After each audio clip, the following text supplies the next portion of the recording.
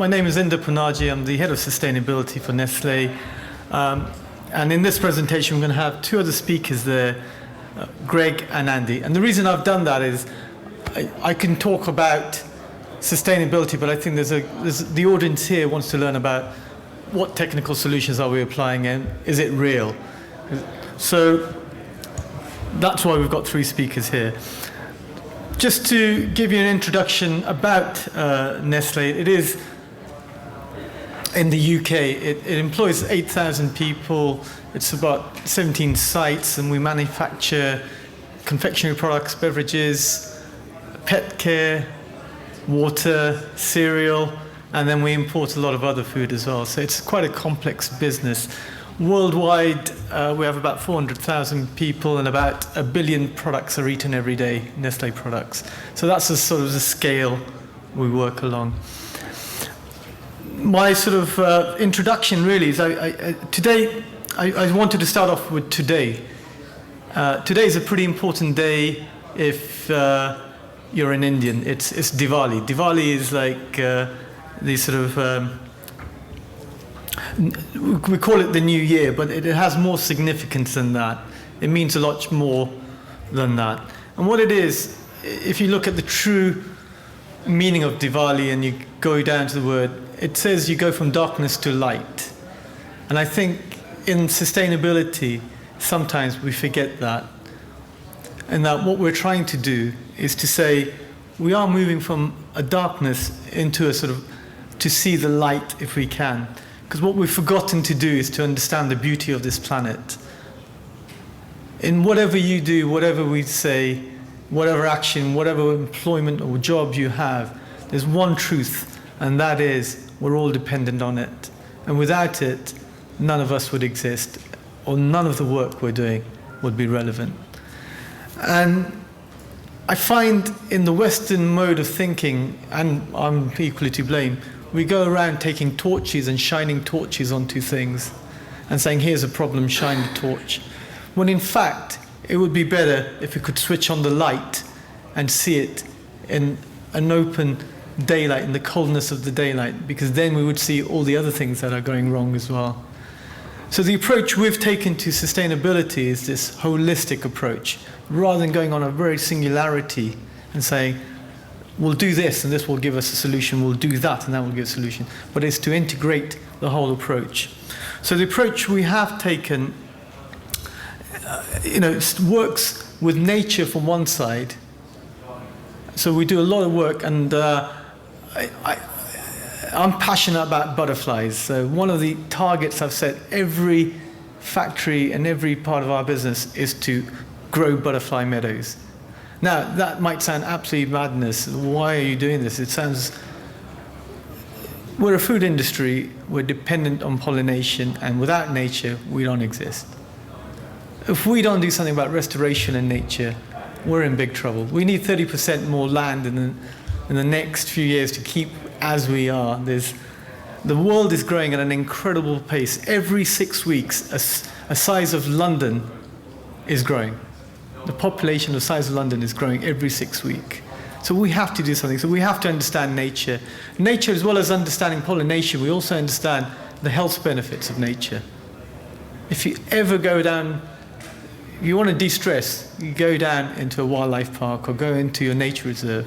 It's one of the best ways to de-stress. So, we go from nature, then we go into sourcing. We really want to understand what are the materiality within our resourcing. Where is it where we need to do a lot more? What risks do we have, and what do we do? So we do a lot of work on the cocoa plant, the sugar, the milk, which we've heard about, and confectionery. So sourcing is quite central to our strategy. The third element is resource efficiency.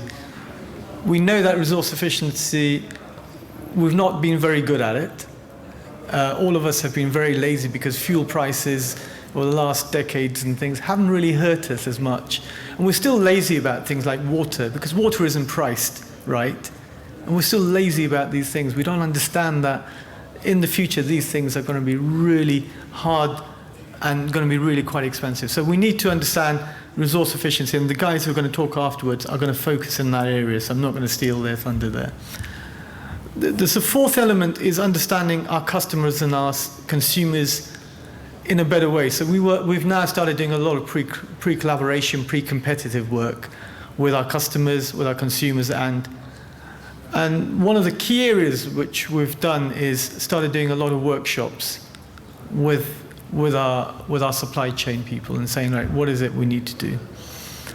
And the fourth thing, I think is probably the most important thing, is understanding communities and citizens. We are, as well as being part of nature, we're also part of a human society and society at large. And we have responsibilities for that society. And we can't walk away from those responsibilities. So we have to be involved in the communities we're in. So this holistic approach we take enables us to sort of think at a strategic level, but act very locally. So from factories in Scotland that can work with dairy farmers to factories in Ford, and you will hear working with their communities locally is sometimes quite different, but the same objective. So where are we now with the journeys? And Nestle has the methodology which is called Creating Shared Value. The methodology is quite straightforward. It's a framework we work in. The first rule in the framework is compliance is king. So no matter what you do, where you are, compliance is the number one requisite. So it's a prerequisite in everything we do. We make sure that we meet our compliance goals and meet any legal requirements. We then focus on the sustainability, which I've talked about. We go into the 5 areas.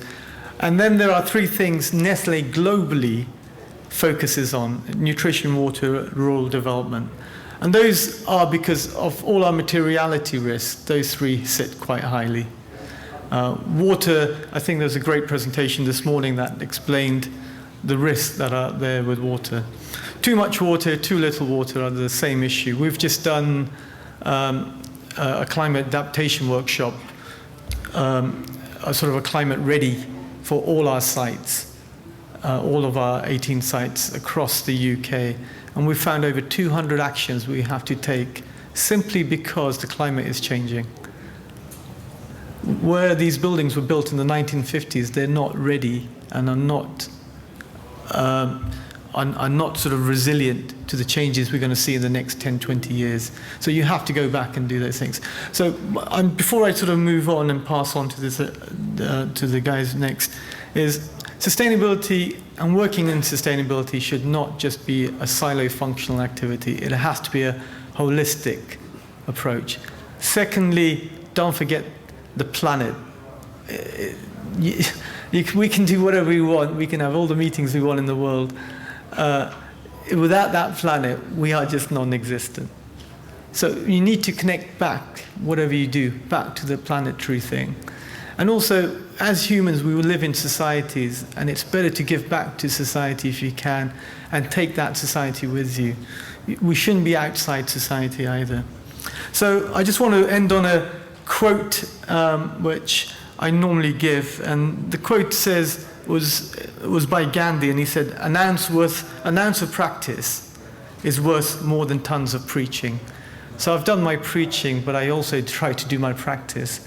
So if everybody just did 1% of everything, I'm sure the world can get and move towards a better place. So I'm going to hand you over to my colleagues now. This is Greg, and Greg will introduce himself to you. Okay.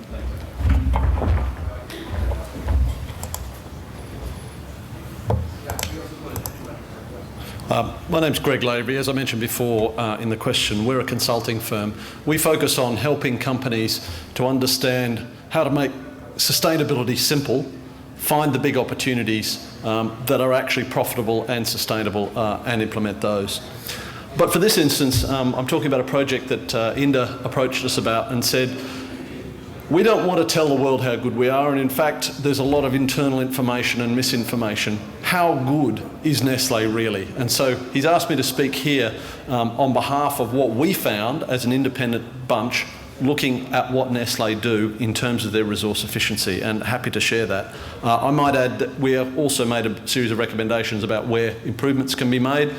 You can ask Andy and Inda about those afterwards. But these are the results we found. So first of all, for the UK, and this graph is for the UK, on a normalised basis, as in everything set at 100 back in 2006 when they got really serious about their resource efficiency, you can see that Nestle's made some really good improvements. And this is on an absolute basis. So this is the total amount of carbon kilowatt hours in the case of energy, kilolitres of water, tonnes of solid waste, etc. You can see there that despite production going up 38%, just about everything else has come down with the exception of solid waste. So there's more room to improve on solid waste. If we then normalise, that is divided by the production volume, the picture looks even better. And we're delighted to see that since 2006 there's been an intensity improvement in solid waste of 20%, 36% in energy and 55% in water, and of course again waste to landfill's gone down to zero. So that's a really great outcome. But then the question that Nestle asked us, well, how good is that? How does that compare with everyone else? And delighted to say, actually, compared with others, Nestle's doing quite well on a number of these measures. This is taken from the work we did for the next manufacturing revolution with the University of Cambridge, looking at how quickly companies are improving their energy intensity, and in a minute we'll look at water intensity as well, in terms of gigajoules per tonne of product. And what we found actually is that the UK food and beverage manufacturing sector's average improvement per year on energy per tonne of product is 2%. Now this is quite surprising actually, because you might say, well, over the last 10 years we've improved at roughly 20% overall, and think that's good, but actually no, that's actually quite average. And we named them sort of modestly performing multinationals, are above that at around 3 to 4%. Good performing multinational manufacturers, including Nestle's UK plants and Nestle globally, along with another couple of companies, are up in the 5 to 6%. And then the best practice manufacturers globally, like Toyota, for example, in the motor business in Europe, have improved at 7 to 8%. And Andy, who'll be following me, is the sustainability manager responsible for that little star there, the Nestle Forden site, which is a real star amongst the Nestle portfolio of 17 factories. So hopefully there's some thoughts there for you on what good levels of practice are that you can take away and think about how are we doing against these different levels in our organisations. And then finally on water, what we found were some bands there of 2 to 4, 4 to 6, 6 to 8 and 8 to 12. And we were pleasantly surprised that Nestle's UK plants fit into that upper end of that 8 to 12 improvement rate there as well. So overall, we were pleased to see Nestle doing well. This doesn't include the solid waste. That's something they're still working on. And like I say, talk to Andy and Inda about some of the areas that they see future opportunities for improvement in. So I'll hand over to Andy now. Inda was the why, I'm the what, Andy's going to be the how.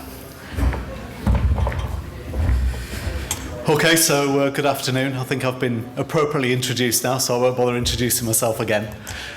What I want to do is talk about the specific Nestle Forden site. So it's a site based in Newcastle and what we've done there.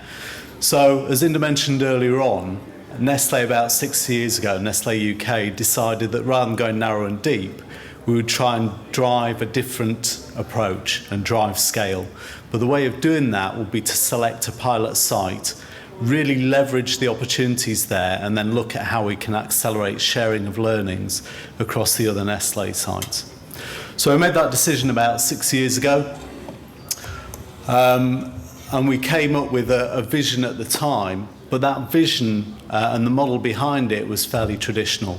So it was focusing on the traditional three-legged stool of social, economic and environmental, and the vision really wasn't clear to our employees. So when we shared it with our employees, when we shared it with our local stakeholders, they just didn't get what we were talking about. So what we did was about 3 years ago, rethought how we position that, how we package it to really get some momentum behind the activity. So we came up with a slightly modified vision, which was establishing Forden as that sustainable low-carbon site, but really focusing on the blueprint element of it. And I'll come on to that because we expanded the scope of that as well. So what we said in terms of that vision, We want to really make sure that we can inspire, we can engage and educate. But rather than just focusing on the Nestle UK sites, it was a case of looking at how we could go beyond that. So if we're operating on a pre-competitive basis, if we really want to drive scale, the way of doing that is to share the learnings with all of these other elements within society. So whether it's communities, individuals, clearly other organisations, and really look at which bits are appropriate for them and how we share. The other aspect was, if we're going to drive this effectively, we could have very highfalutin ideals and say, right, we're going to inspire and educate and influence on a national basis. But in reality, that will be a challenge. So we decided if we're going to run this as a pilot, a site-based pilot, we should really have a core aspiration to drive that level of influence on a regional basis. If we can do that, and if we can then inspire other organisations to do the same, very quickly we can see a significant sea change in terms of bringing this to the top of the agenda and making a real difference. So I talked about the three-legged stool. Again, we looked at that and decided we'd go for something a little bit different, which was easy for people to understand and engage with. So, when we're talking to our own employees, when we're talking to our local partners, local stakeholders, they understand what we mean when we talk about energy. They understand what we mean when we talk about water, waste, and they're the three core resource efficiency aspects. But then also, if we're going to have a well-balanced approach, that we focus on biodiversity, we focus on value chain and how we can influence up and down that value chain and make a difference. And then finally, but most importantly, is the social aspect. So how we engage with our local communities to make a local difference, but as I mentioned, to really inspire them to make a difference as well. And against each of these, I'm not going to read through them individually, but again, to really bring it to life and help others understand what we're trying to achieve, we identified an aspiration or ambition statement. Okay, a couple of them might be a little bit motherhood and apple pie, but everyone got it. Everyone understood where we were trying to get to. So that was a starting point. We then, when we looked at resource efficiency, decided we need to take quite a robust approach. We talked here about transformative or incremental. We decided we really need to understand the baseline of where this site was. One of the reasons we chose the Fordham site was because it was 57 years old. Again, there tends to be a general expectation that, well, if you have a new site, it's dead easy to build it green. If you've got a site that's 57 years old, it's going to be a pretty big challenge. So what we want to show is if we could do it here, you can do it anywhere. So we constructed and delivered an internal energy audit process. So this was a case of getting together all the relevant data and packaging it up in a certain way so it was easy to understand and confirm that we had everything we needed. And then we pulled together a range of different stakeholders, some of them internal from within the factory, some of them from within Nestle, our technical experts in either other factories or globally, and then also a number of external experts as well. Using all that data, we then spent 2 weeks rigorously working through that data and through the factory itself, talking to and engaging with our employees, and identified a range of different opportunities. And the idea was that they're not all capital driven. It would go all the way from operational, small scale investment, potentially right up to major scale investment.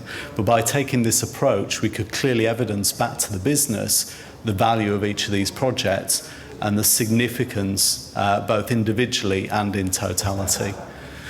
So we did it in a very simple format. We've done a lot of detailed work behind the scenes, but we want to present it again in a way that people could understand. So we had a simple project description. The financial case, which was critical, we wanted to make sure that everything we did here had a clean payback. So that, again, the business understood the real benefit. Now, with some of these, we had to go beyond the obvious. There are a number of other financial impacts that we don't necessarily always consider, but we pulled those together to make sure the case was clean. We then identified the environmental benefits and then obviously the implementation. So from a prioritisation perspective, which ones we were really going to drive to deliver first. So as a result of that, that delivered or identified a whole raft of organisational projects which we just got on with and made happen. And we didn't wait for any of the capital approval, and we engaged our operators and our technicians in terms of helping to deliver that. But then in terms of capital-based projects, we identified 29 projects, which gave us a good start in terms of that capital investment plan going forwards.